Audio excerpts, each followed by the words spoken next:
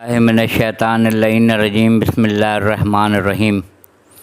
آج کی تاریخ جو 2 محرم الحرام سے منسوب تھی، اب شب آنے والی ہے 3 محرم الحرام کی، اور میں نے کوشش کی تھی کہ میں اس پہ ایک مختصر سی کلپ بناؤں 2 محرم کے عنوان سے، مگر آج کل جو کرونا کے حالات جا رہے ہیں اس میں دماغ تھوڑا سا منتشر ہے۔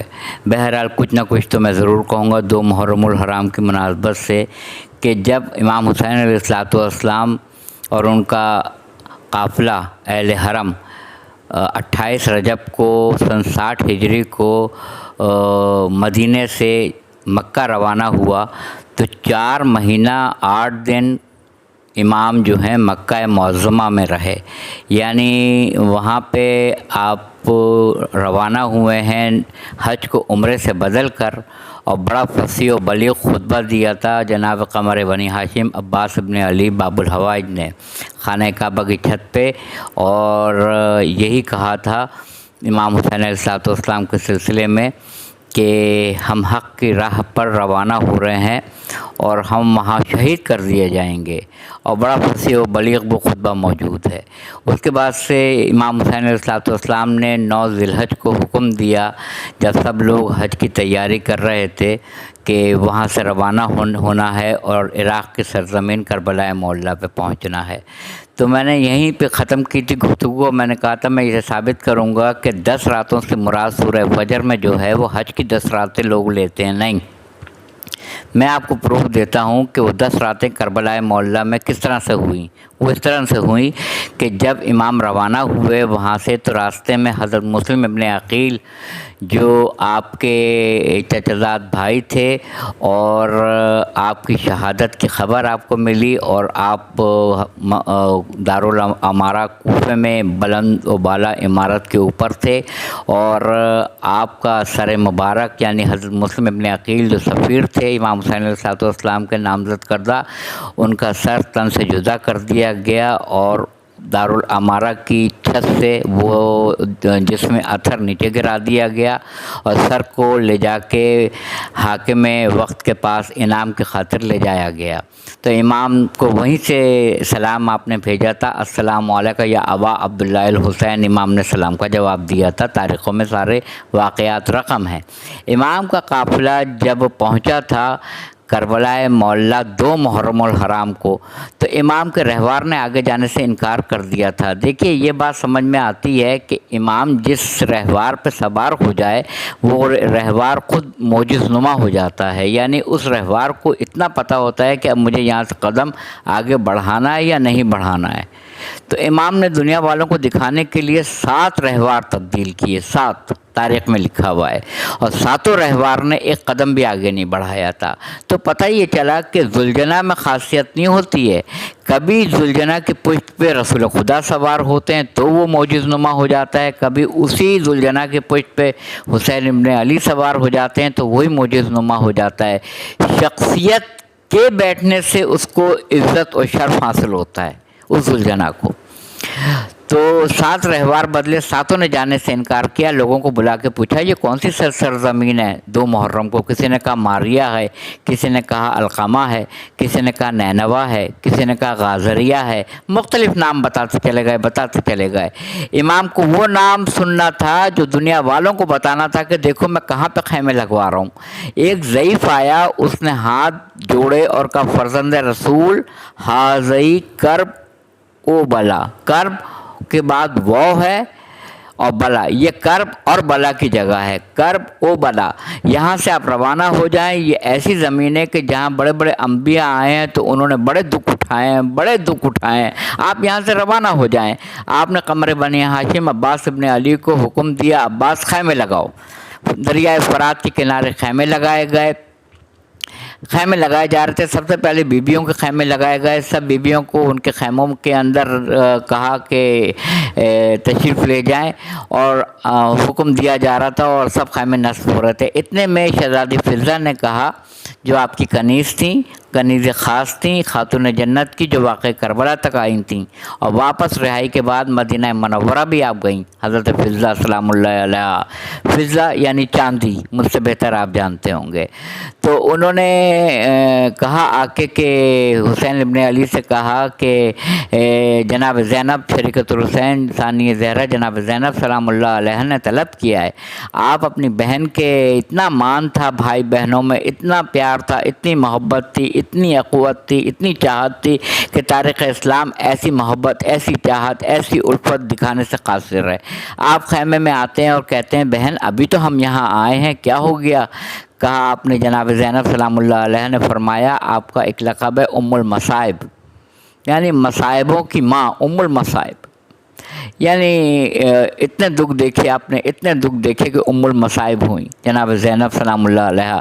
کہا کہ بھائی یہ کون سی سرزمین ہے، یہاں جیسے ہی ہم بیٹھے ہیں گرد و غبار آ کے ہمارے رخساروں پہ آ رہے ہیں، ہمارے جسموں پہ آ رہے ہیں، اور اس میں سے میں آپ کی خوشبو محسوس کر رہی ہوں، آپ کے لہو کی خوشبو محسوس کر رہی ہوں۔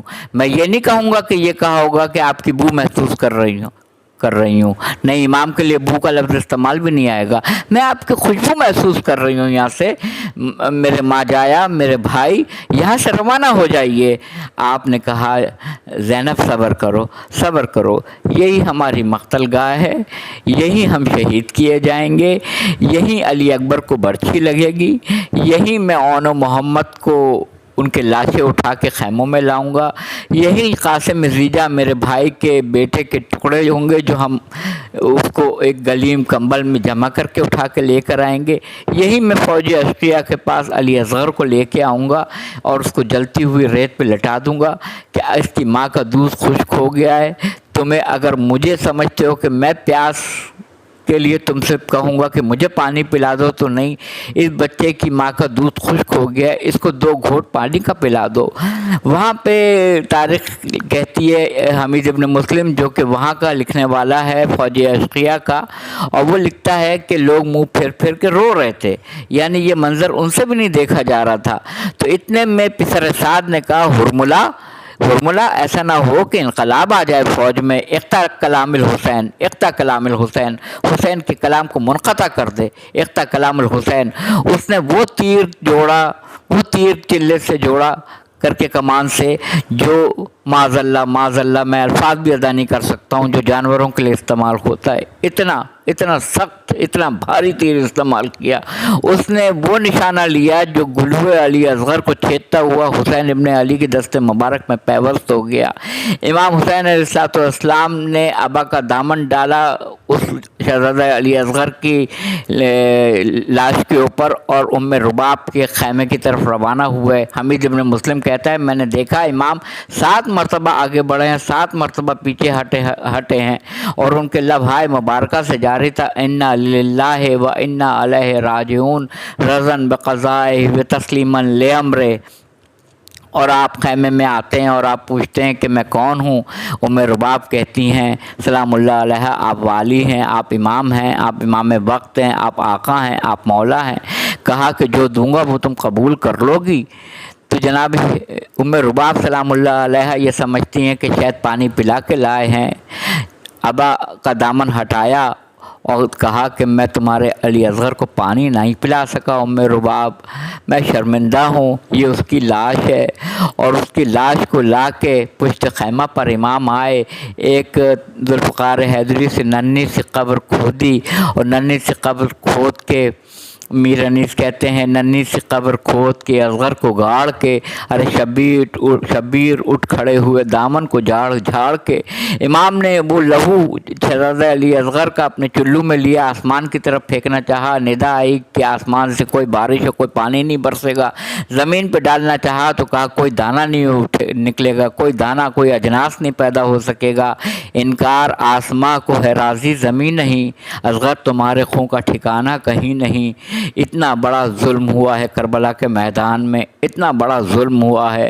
دین اسلام نے کہا تم دوسرے کے لیے وہی سوچو جو اپنے لیے سوچتے ہو، تم اپنے نواسے کے لیے جو سوچتے ہو وہی امام حسین علیہ السلام کے بارے میں سوچو، رسول اللہ کے نواسے کے لیے سوچو۔ جو تم اپنی ماں بہنوں بیٹیوں کے لیے سوچتے ہو وہی حسین مظلوم خانوادہ رسالت کی ماں بہنوں بیٹیوں کے لیے سوچو۔ اسی لیے اسلام نے پہلے کہہ دیا تھا جو تم اپنے لیے پسند کرتے ہو وہی دوسروں کے لیے پسند کرو، اور تم دوسروں کے لیے وہی پسند کرو جو تم اپنے لیے پسند کرتے ہو۔ ہم اپنے نواسوں سے محبت کرتے ہیں، اپنے پوتے پوتیوں سے نواسے اور نواسیس کو گلے لگاتے ہیں، اور حسین ابن علی اور رسول خدا صلی اللہ علیہ وسلم کے جگر پارا اور جگر گوشہ بطول ان کے خاندان سے عداوت رکھتے ہیں۔ نماز روزہ و حج و زکوٰۃ سب بیکار، نماز روزہ و حج و زکوٰۃ سب بیکار، بھائی دلوں میں اگر کدورت غم حسین سے ہے، دلوں میں کدورت اگر دلوں میں کدورت غم حسین سے ہے۔ اور ساقب مظفر پوری کہتے ہیں خدا کی ذات پر جب تک یقین نہ ہو ساقب، بھائی جہاں میں کوئی بھرا گھر لٹا نہیں سکتا ہے۔ کہتے ہیں کربلا کے میدان میں کیا ہوا ہے؟ کچھ بھی تو نہیں ہوا ہے، میں بھی کہتا ہوں کچھ بھی نہیں ہوا ہے، بس صرف یہی ہوا ہے کہ عجیب اجر رسالت دیا ہے امت نے، سر حسین ہے نیزے پہ بے ردا زینب، بس اور کچھ بھی نہیں ہے۔ یہ رسول خدا جو مقام محمود پہ جلوہ افروز ہوں گے کیا منہ دکھائیں گے؟ یہ خاتون جنت سیدۃ النساء العالمین تمام عورتوں کی سردار اپنی ماں بہن بیٹیوں کا منہ کس طرح سے جنت میں دکھا سکیں گے؟ آپ کے گھر میں ایک گوشہ حسین ابن علی کے تذکرے کے لیے نہیں ہے، آپ جنت میں حصہ چاہ رہے ہیں اپنا۔ حسن و حسین سیدہ شباب اہل الجنہ، نوجوانان جنت کے سردار، بھی ترجمہ غلط ہے۔ حسن و حسین جنت میں طاقتور ترین شخصیت ہیں، شباب کہتے ہیں پاورفل شخصیت کو، طاقتور شخصیت کو شباب کہا جاتا ہے۔